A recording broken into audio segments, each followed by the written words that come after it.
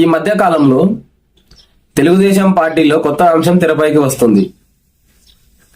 అదే లోకేష్ గారిని ఆంధ్ర రాష్ట్రానికి డిప్యూటీ సీఎం చేయాలని టీడీపీ సీనియర్ నాయకులు వివిధ రకాలుగా వివిధ వేదికలపై తమ అభిప్రాయాన్ని వ్యక్తం చేస్తున్నారు. ముఖ్యంగా టీడీపీ సీనియర్ నాయకుడైనటువంటి సోమిరెడ్డి చంద్రమోహన్ రెడ్డి మాట్లాడుతూ టీడీపీ యువ నాయకుడు రాష్ట్ర మంత్రి అయినటువంటి లోకేష్ గారిని రాష్ట్రానికి డిప్యూటీ సీఎంగా ప్రకటించాలని, అందుకు తగ్గ అర్హతలు లోకేష్ గారికి పుష్కలంగా ఉన్నాయని, యువగలం పాదయాత్ర ద్వారా సుమారుగా పాదయాత్ర చేసి పార్టీ అధికారంలోకి రావడానికి ఎంతో కృషి చేశారని, కాబట్టి లోకేష్ గారిని డిప్యూటీ సీఎం చేయాలని తన అభిప్రాయాన్ని వ్యక్తపరిచారు.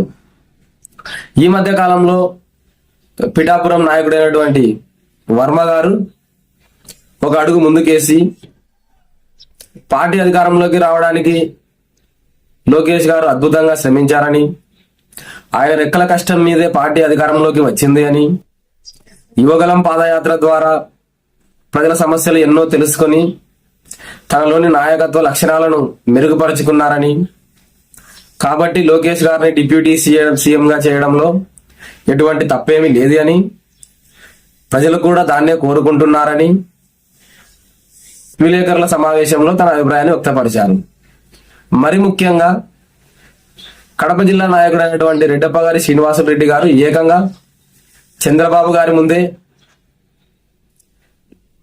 పార్టీ భవిష్యత్ నాయకుడు, టీడీపీ 3వ తరం నాయకుడైనటువంటి రాష్ట్ర మంత్రి అయినటువంటి లోకేష్ గారిని ఆంధ్ర రాష్ట్రానికి ఉప ముఖ్యమంత్రిగా ప్రకటించాలని, ఆయన అన్ని విధాలుగా అర్హుడని,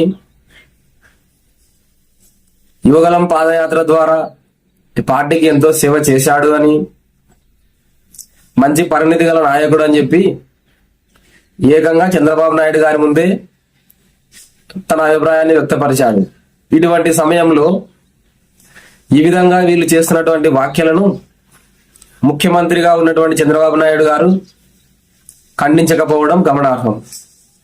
దీనిపై పార్టీ ఏ విధమైనటువంటి నిర్ణయం తీసుకుంటుందో ప్రజలు, పాలకులు వేచి చూస్తున్నారు.